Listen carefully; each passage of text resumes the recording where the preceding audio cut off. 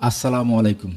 আজকে আমি আপনাদের দেখাবো উইন্ডোজ 11-এ অথবা যে কোনো উইন্ডোজে ডেস্কটপে ডিসপিসি এবং কন্ট্রোল প্যানেল কিভাবে নিয়ে আসতে হয়, অথবা ডেস্কটপের বিভিন্ন আইকনগুলা ডেস্কটপের বিভিন্ন জায়গায় কিভাবে সাজিয়ে রাখতে হয়।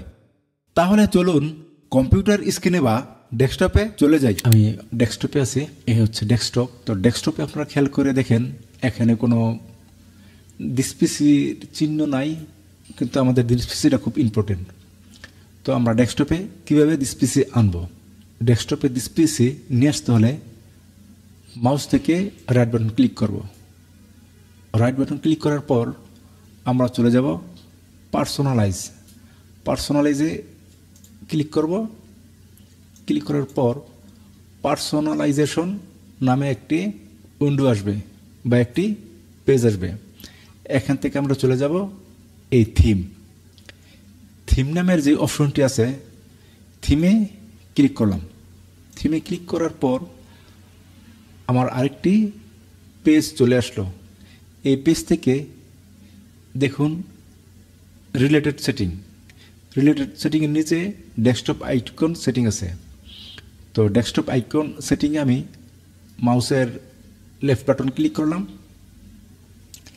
লেফট বাটন ক্লিক করার পর দেখতে পাচ্ছেন আমার আরেকটি পেজ চলে আসছে, ডেস্কটপ আইকন সেটিং।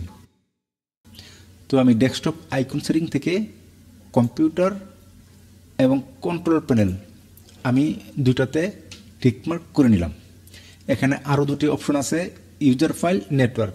এই দুটা জিনিস আমাদের ইম্পর্টেন্ট না, কিন্তু এখান থেকে আমাদের important computer, control panel, recycle bin Windows set up করার পর ডিফল্ট বাজেই ডেস্কটপে পেয়ে যাবেন।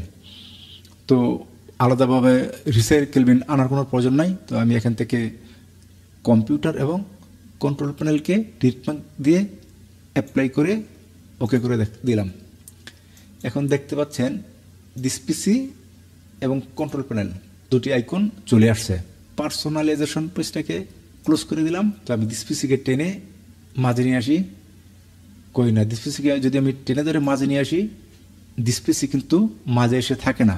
ডিসপিসি বা এখান থেকে যে কোনো আইকনকে যদি আপনি আপনার ডেস্কটপের যে কোনো স্থানে রাখতে চান, তাহলে আপনার কী করতে হবে? মাউসের রাইট বাটন ক্লিক করে ভিউতে যাওয়ার পর দেখতে পাচ্ছেন ডান পাশে আরেকটি পপ আপ মেনু চলে আসছে। এখানে দেখুন অটো অ্যারেঞ্জ আইকন নামের একটি অপশন আছে।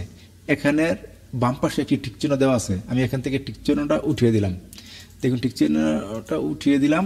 আবার রাইট বাটন ক্লিক করে ভিউতে যে এই দেখুন অটো অরেঞ্জ আইকনের বাম পাশে টিক চিহ্ন দেওয়া নাই। টিক চিহ্ন না দেওয়া অবস্থায় আমি ডিসপিসিকে ধরে নিয়ে আসি মাঝখানে, এদিকে রাখলাম এবং কন্ট্রোল প্যানেলকে আমি এদিকে রাখলাম।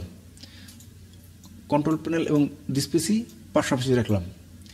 এখন আমি ডিসপিসি এবং কন্ট্রোল প্যানেল অথবা আমার ডেস্কটপে যেই আইকনই থাকুক না কেন, আমি প্রত্যেকটা আইকনকে ধরে ধরে আমার ইচ্ছা মতো এনে আমি ডেস্কটপে সাজিয়ে রাখতে পারবো।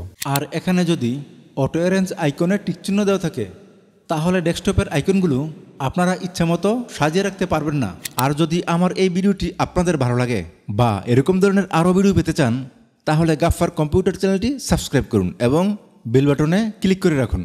আর আপনাদের যদি কম্পিউটারের বিভিন্ন যন্ত্রাংশ, কিবোর্ড, মাউস, র্যাম, এসএসডি, নতুন ল্যাপটপ, নতুন ডেস্কটপের মাদারবোর্ড, ল্যাপটপের মাদারবোর্ড ট্রিপিয়ার, ডেস্কটপের মাদারবোর্ড ট্রিপিয়ার, প্রিন্টারের যাবতীয় ধরনের কালি এবং টোনার প্রয়োজন হয়, তাহলে গাফফার কম্পিউটারে চলে আসুন অথবা স্ক্রিনে দেওয়া যে নাম্বারটি আছে সে নাম্বারটিতে কল করুন।